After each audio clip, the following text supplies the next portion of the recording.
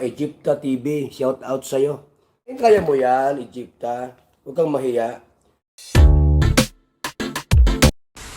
Napakagandang dilag itong si Joy na isa sa mga Kalingap beneficiaries o angels recently na ino-organize ni Kalingap Rab. At ang tawag sa kanya ay si Diwata dahil kasing ganda ng isang diwata itong si Joy.